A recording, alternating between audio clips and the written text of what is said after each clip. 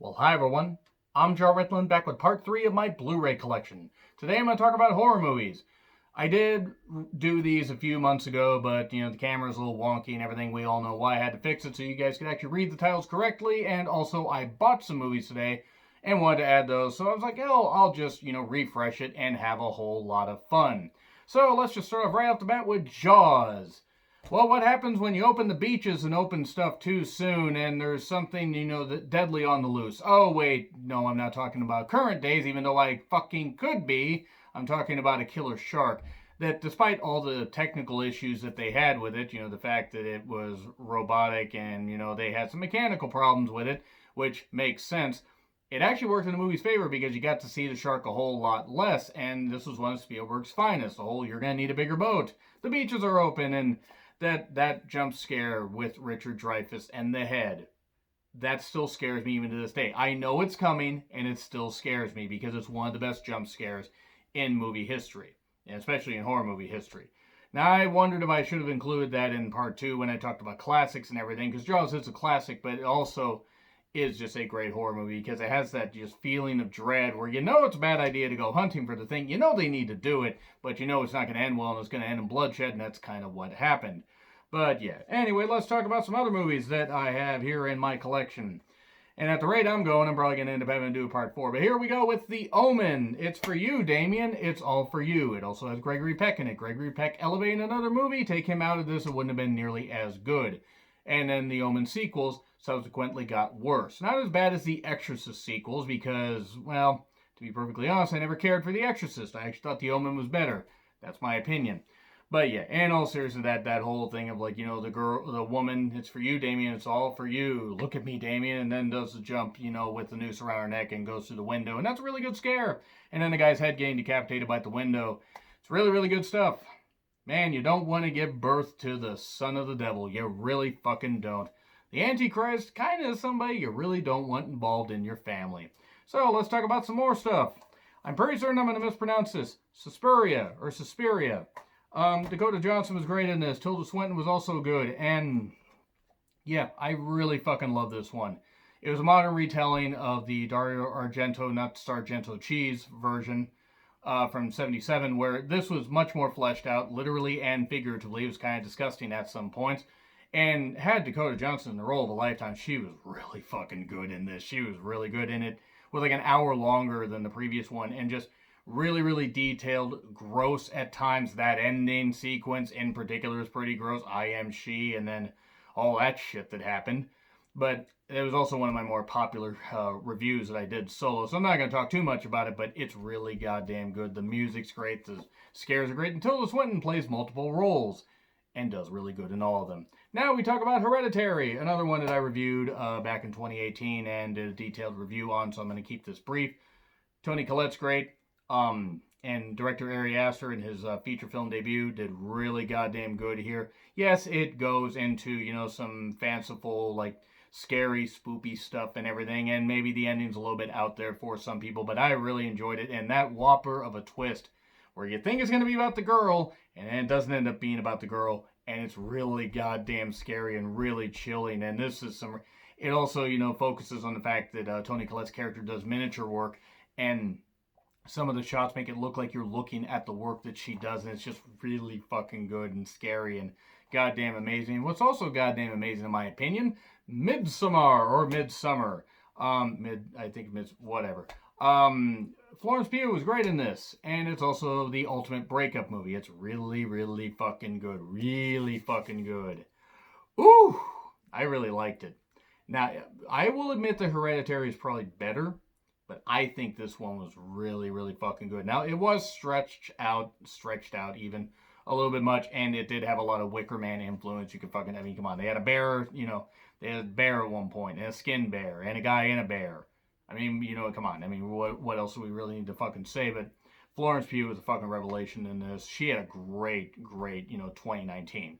She had Finding with My Family, she had this, and she had Little Women. Little Women is another movie I talked about in part 2, which I really fucking loved. I just bought that. But Midsummer was a great movie. Great fucking movie. Can't say enough good stuff about it, nor can I say enough good stuff about Us. Jordan Peele's Jordan Peele's classic. It's modern classic. It's something that will be talked about for a while. Now, there are some people that did not care for it. That's okay. It's okay to be wrong. I kid. I kid. I get why some people didn't like it. To me, it reminded me of a pumped up Twilight Zone episode, and you can tell that, he took influence from the Twilight Zone and various other movies.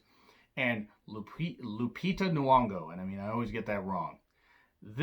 She was great in a dual role, and this is proof that if you want to get crazy, we can get crazy. Shout out to, maybe one particular person who'll get that inside joke. But this was really, really good stuff. Yes, it was much more out there than Get Out, so to speak. This was more straight up horror and less, psychological horror like Get Out was. But it also had some satire on how people are viewed. And it was just really, really goddamn good. And Jordan Peele really did goddamn amazing. I want to see that Antebellum movie, even though I don't think he has anything to do with it. It looks pretty good. What was also good? It, Chapter 1. I don't have Chapter 2 yet. I probably should go get that at some point. But I really enjoyed It, Chapter 1. The kids were great. And, God, you want to talk about a scary clown. Good lord. Like, you just take a look at some of the people here. It's like, just really, really goddamn good. Bill Skarsgård. I almost said Stellan Skarsgård. Knew that was going to be wrong. He was great as Pennywise. I did not think that he was going to do as good as Tim Curry. I was like, oh, this is going to suck. It's like, I even saw the trailer. I was like, this is going to suck. It's not going to be good. Within the first 10 minutes, I'm like, I was wrong. This is fucking frightening. The sewer scene was frightening where Georgie got his arm taken off. Yes, the movie's not perfect, but it does manage to meld CGI pretty damn well and make it look seamless, at least seamless enough. And it gave us the meme-worthy stuff of Pennywise dancing, and then people made videos out of it, him dancing to various songs. It was funny. Now, let's talk about A Quiet Place. As opposed to what I'm doing because I'm being very loud. Emily Blunt, John Krasinski. Yes, the guy from The Office directed this. It was also called, or at least should have been called, A Quiet Place or The Last of Us, because that's essentially what it was. He was the dad from The Last of Us, and the creatures looked like the fucking clickers, as opposed to the regular clickers. Maybe you don't want the clickers fucking. In fact, I don't think you really do at all, because that would be very, very frightening. Very frightening, in fact. Ooh, God, that would mean they'd be reproducing, and that would mean they would literally be bumping uglies. If you don't know what the clickers are, if you've never played The Last of Us, that's probably going to be lost on you. If you've played it, now you won't be able to unsee it. It's about creatures that hunt by sound, and humans now have to live in a soundless world. They have to not make all that much sound, and they were going to do Quiet Place Part 2. And then theaters got shut down. I'm fucking mad about that, because I want to see just how much of a train wreck this sequel is going to be. But, you know what, we'll get to see it at some point. Maybe they'll put it out on streaming. I don't know. But A Quiet Place was quite good.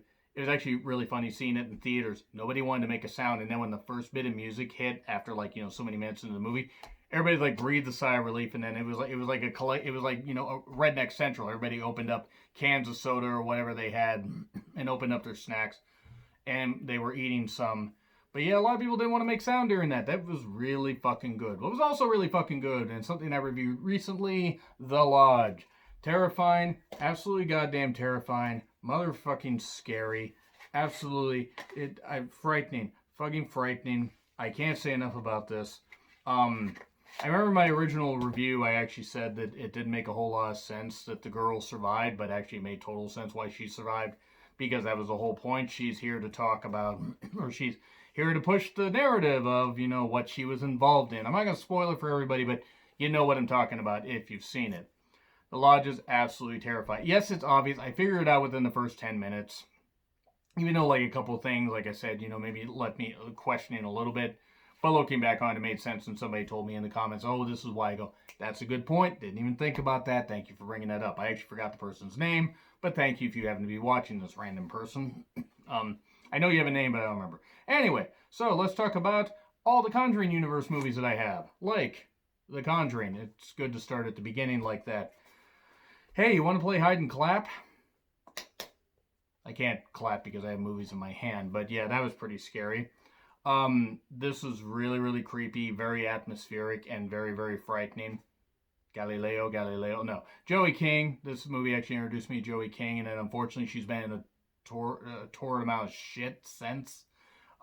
Slender Man, anybody? Wish Upon, which wasn't all that good, and I think she can actually be pretty good in movies, but those weren't. She was good in this. The cast was really good in this. Vera Farmiga and Patrick Wilson were fucking great in this as Ed and Lorraine Warren. where it's based on the case files of, paranormal investigators Ed and Lorraine Warren. But this is really good stuff. However, it wasn't the best Conjuring movie. That is The Conjuring 2. Hi, I can get this among the sun, or out of the sun. Better. This is one of the few sequels that actually improved on the original. It was goddamn scary, frightening, and really moving with how, they were as a couple, because it brought back Vera Farmiga and Patrick Wilson, but just the setting, the UK setting, and just the imagery, the house, how chilling it was. It was really good stuff. It was really, really good stuff. I fucking love this movie. It had everything you could want. It did introduce, Valak and, the nun, and the first one introduced Annabelle, which actually will lead to me talking about some other movies here. But The Conjuring 2 is one of the few sequels that improved on the original. What didn't improve on the standing of the franchise was this, Annabelle. Now, I own this for completion purposes, but Annabelle was not very good. That's putting it mildly. In fact, I would go so far as to say that Annabelle pretty much sucked. And there were... Actually, I take that back. The opening part and the part where the parents, the parents get killed by the daughter and her boyfriend, the satanic people, and the I like your dolls. I can talk. Get the black lung pop. No, sorry, it's not Zoolander. We're not going to talk about that movie. That was actually pretty good. And then the whole thing where they attack the couple, that the woman who's pregnant, the main couple, and then the blood seeps into the Annabelle doll. That actually worked. It was unfortunately after that the movie fell off. And they tied them all together and everything. They took all these movies and Human Centipede them together. It took me 3 videos to work that in. But I had to. But yeah, this Annabelle was pretty goddamn bad. It's pretty fucking... There were a few chills, but this was a direct cash grab. What wasn't a direct cash grab, even though I thought it would be, is Annabelle Creation. It's a prequel to a prequel. So I'm like, oh, this is going to suck. And it turned out to be like that, that Ouija prequel. Origin of Evil, the one that was really good, as opposed to Ouija that was really, really bad. Annabelle Creation was fucking phenomenal. It's not reinventing the wheel, but the atmospheric feel to it, and the fact that it tied so many characters in, and had, it even had Valak there at one point, in some form or another, pushing the girl, disabled girl, or the main girl who was playing a disabled girl into a shed area. This was really, really good. And it tied in to the end where it's like, oh, she escapes. Annabelle has possessed her and everything, even though Annabelle was locked away in this room. She's escaped. And oh, what happened? And then they show the orphanage, and I'm just like, okay. It's like, oh, now I see the creation. And I probably should have seen they would have tied it in. I didn't know they were going to tie it in all that well. I was like, oh, that's how she got all, messed up and everything. And they did all that, and it was really goddamn good. It was really good.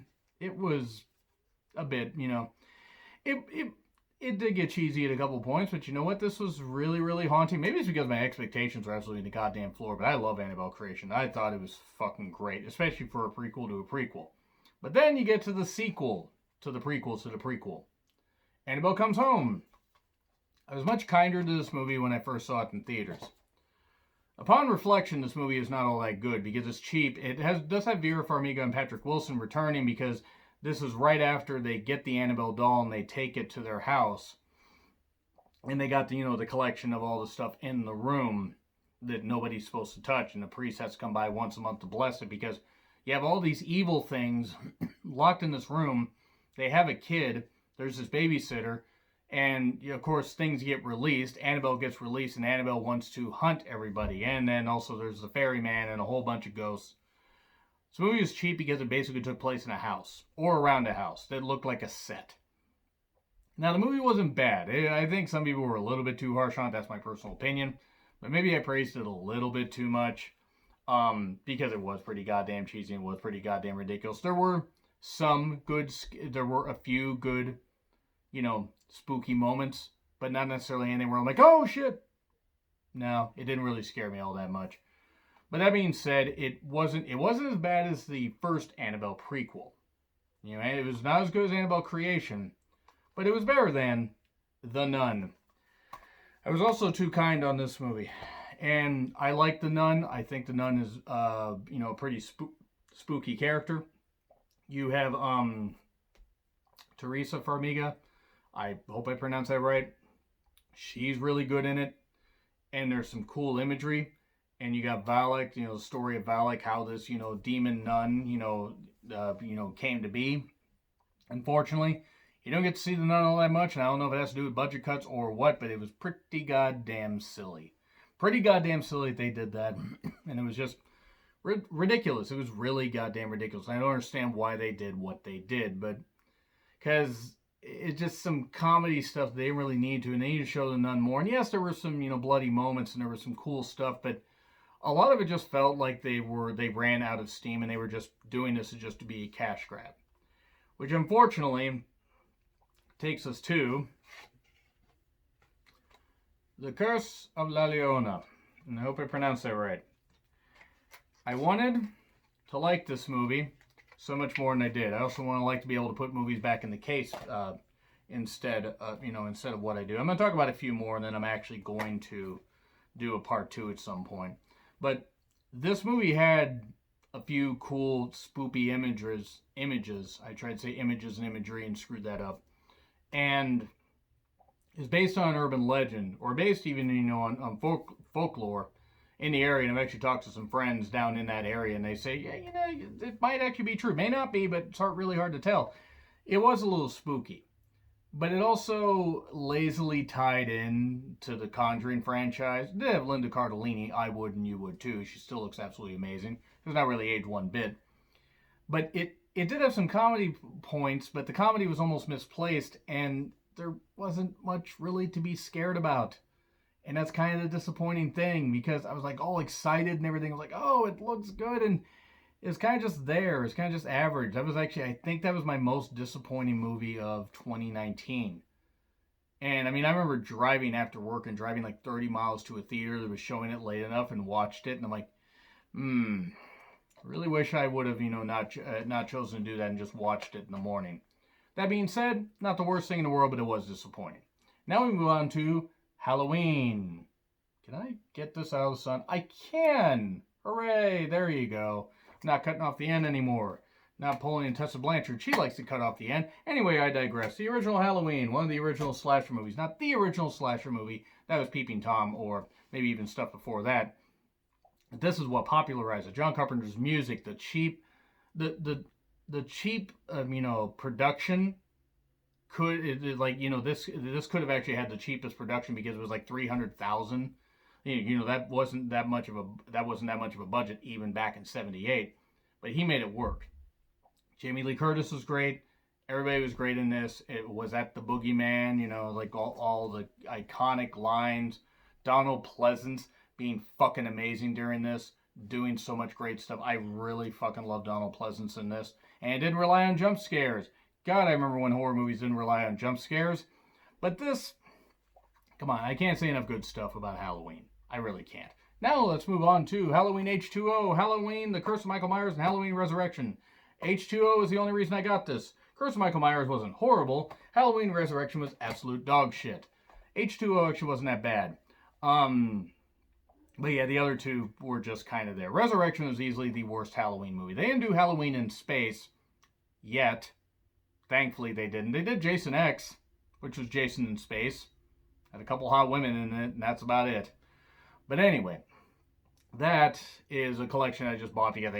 It was like $6. I'm like, yeah, I'll own Halloween H2O on Blu-ray. I also own the remake of Halloween, or the sequel to Halloween. This is exactly how you do a fucking sequel. They retconned everything after the first one, and it was exactly what you needed to be. They did drop the whole brother thing where it actually wasn't, where Michael Myers wasn't her brother. Even though I actually kind of liked it, I actually kind of thought they should have gone with that, but it is what it is. They're also doing 2 sequels, which should be interesting to see how they're actually doing that. I think they already filmed them. I'm not sure. But this one I absolutely love. Now, yes, granted, a lot of the kills were just kind of there, kind of stock characters. But I loved it because I thought that they captured the slasher, feel perfectly. Yes, I didn't care for what they did with the doctor and having him turn and then having him get killed shortly after. It was kind of a weird plot twist that didn't need to happen. But this version of Halloween was fucking great. In my personal opinion, of course. Now, the last one I'm going to do for this, because I'm realizing I don't really want to go to like 40 minutes in a video, so I'm just going to stop after this. The Host. Bong Joon-ho. He's a hoe. No, I'm kidding. The guy who directed Parasite, also Snowpiercer. Great monster movie, on par with Jaws. I would put it up there with Jaws because it was a great South Korean satire on, like, it was a great thing on political commentary, also with the monster there. The opening chase sequence with that monster, I will put that up with just about any opening chase scene or any chase sequence, period, in movies. The monster attack was great. The problem is the movie doesn't quite hit that height again. And it's impossible to. And that doesn't mean that the movie dips far. It dips a little. But it's still great because you have, like, you have a great cast. You have a girl captured and the dad wants to go and get her back. It's just really, really good shit. But that opening sequence is just, whew, it's just great. Well, I mean, and actually the opening sequence is like the creature gets in, the water and you wonder what the hell's going on. But just when the creature starts attacking and does that where he kidnaps the girl and it's obvious he has things in his lair, children and, other things that he eats. It's just really, really fucking good, and that sequence is absolutely amazing. So that's where I'm going to leave that off. I'm actually going to end up doing a part 4 because I realized, shit, I have so many horror movies, I'm not able to talk about them all like I want to. Anyway, agree, disagree with what I said, like, share, subscribe, Twitter handle in the description. I'm John Ritlin. I'll see you soon.